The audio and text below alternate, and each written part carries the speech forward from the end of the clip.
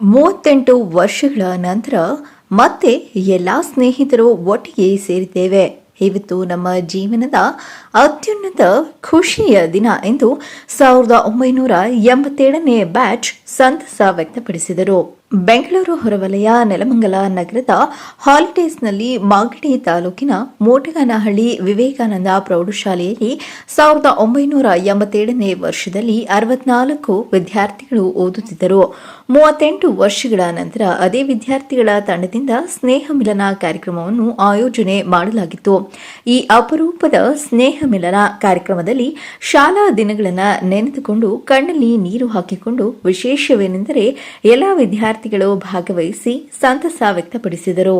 ನಂತರ ಮಾಧ್ಯಮದ ಜೊತೆ ಮಾತನಾಡಿದ ಖ್ಯಾತ ವಕೀಲರು ಮತ್ತು ಅದೇ ತರಗತಿಯ ವಿದ್ಯಾರ್ಥಿಯಾದ ಮೋಹನ್ ಕುಮಾರ್, ಇಂದು ನನಗೆ ಮರೆಯಲಾಗದ ದಿನ ಆಗಿದೆ. ಏಕೆಂದರೆ 38 ವರ್ಷಗಳ ನಂತರ ಮತ್ತೆ ಎಲ್ಲಾ ಸ್ನೇಹಿತರು ಭೇಟಿಯಾಗಿದ್ದೇವೆ. 1987ರಲ್ಲಿ ಗ್ರಾಮೀಣ ಭಾಗದಲ್ಲಿ ವಿದ್ಯಾಭ್ಯಾಸ ಮಾಡಬೇಕೆಂದರೆ ಸುಮಾರು 4 ರಿಂದ 5 ಕಿಲೋಮೀಟರ್ ದೂರ ನಡೆದುಕೊಂಡು ಶಾಲೆಗೆ ಹೋಗಿ ವಿದ್ಯಾಭ್ಯಾಸ ಪಡೆಯಬೇಕಿತ್ತು. ಆ ಸಂದರ್ಭದಲ್ಲಿ ಯಾವುದೇ ಆಟೋ, ಬಸ್ ಇರಲಿಲ್ಲ. ಆ ಒಂದು ಕಷ್ಟದ ಸಮಯವನ್ನು ಎದುರಿಸಿ ಇವತ್ತು ನಾವು ಒಂದು ಹಂತವನ್ನು ತಲುಪಿದ್ದೇವೆ. 1987ರಲ್ಲಿ ವಿವೇಕಾನಂದ ಪ್ರೌಢಶಾಲೆಯಲ್ಲಿ 64 ಜನ ವಿದ್ಯಾರ್ಥಿಗಳು ಓದುತ್ತಿದ್ದೆವು.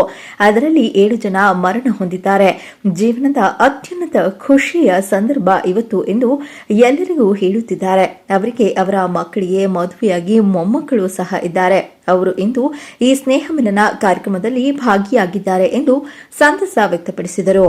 ನೋಡಿ, ನಾವು 1987ರಲ್ಲಿ SSLCನ ತೆರಗಡೆಯಾಗಿ 38 ವರ್ಷಗಳು ಕಳೆಯಿತು. ಈ 38 ವಸಂತಗಳನ್ನು ಕಳೆದ ನಂತರದಲ್ಲಿ ಎಲ್ಲ ಸ್ನೇಹಿತರುಗಳು ಕೂಡ ಅವರವರು ಜೀವನ ಕಟ್ಟಿಕೊಳ್ಳೋದಕ್ಕೋಸ್ಕರವಾಗಿ ರಾಜ್ಯದ ವಿವಿಧ ಭಾಗದಲ್ಲಿ ನೆಲೆಸಿದ್ರು ಕೂಡ ಏನೋ ಒಂದು ಒಟ್ಟಿಗೆ ಸೇರಿ ಹಳೆ ನೆನಪುಗಳನ್ನ ನಾವು ನೆನಪಿಸ್ಕೊಳ್ಬೇಕು ಅಂತ ಮನಸ್ಸು ಮಾಡಿದಾಗ ನಮ್ಮ ಲಕ್ಷ್ಮಣ್, ರಾಜೇಶು, ಚಿಕ್ಕನ್ಮಂತಯ್ಯ, ಹರ್ಸೇಗೌಡ ಅಂತ ನಾವೆಲ್ಲ ಸೇರಿಕೊಂಡು ಅಷ್ಟು ಜನನ ಒಗ್ಗೂಡಿಸಿ ಇವತ್ತಿನ ದಿನ 38 ವಸಂತಗಳು ಕಳೆದ ಮೇಲೆ ಇವತ್ತು ಮೊದಲು ಬಾರಿಗೆ ಸೇರಿದ್ದೀವಿ.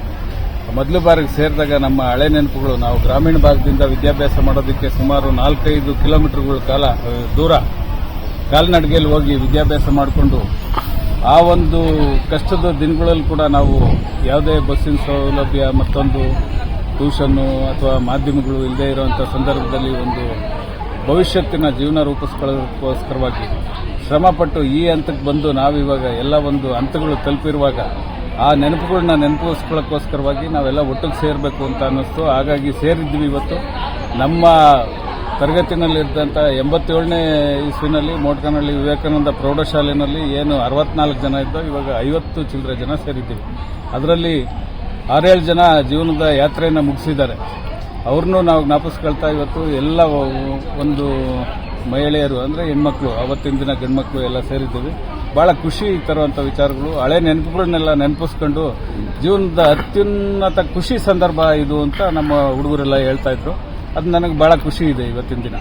ಇವತ್ತಿನ ದಿನ ಅವರು ಬರೀ ಜೀವನ ಕಟ್ಕೊಂಡಿದ್ದಲ್ಲ, ಮಕ್ಕಳುಗಳು ಕೂಡ ಆಗಲೇ ಜೀವನ ಕಟ್ಕೊಂಡು ಅವ್ರಿಗೂ ಕೂಡ ಮದುವೆಗಳಾಗಿ ಮೊಮ್ಮಕ್ಕಳಾಗಿರೋಂಥ ವಿದ್ಯಾರ್ಥಿಗಳು ಇಲ್ಲಿ ಬಂದಿದ್ದಾರೆ, ಹಳೆ ವಿದ್ಯಾರ್ಥಿಗಳು. ಅವರು 38 ವರ್ಷದ ಗೆಳೆಯರೆಲ್ಲ ಸೇರೋದಂದ್ರೆ ಇದ್ರಂತ ಆನಂದ ಇನ್ನಿಲ್ಲ. ಅಷ್ಟು ಜೀವನದಲ್ಲಿ ಬಾಳಿದ್ದು ಬದುಕಿದ್ದು ಕಷ್ಟ ಸುಖ ನಾವು ಎಲ್ಲಾ ಕಷ್ಟ ಸುಖ ಅನುಭವಿಸಿದೀವಿ. ಸುಖನೂ ಅನುಭವಿಸಿದೀವಿ, ಕಷ್ಟನೂ ಅನುಭವಿಸಿದ್ವಿ. ದೇವ್ರು ಈಗ ಚೆನ್ನಾಗಿ ಮಾಡೋದು ಚೆನ್ನಾಗಿದ್ದೀವಿ.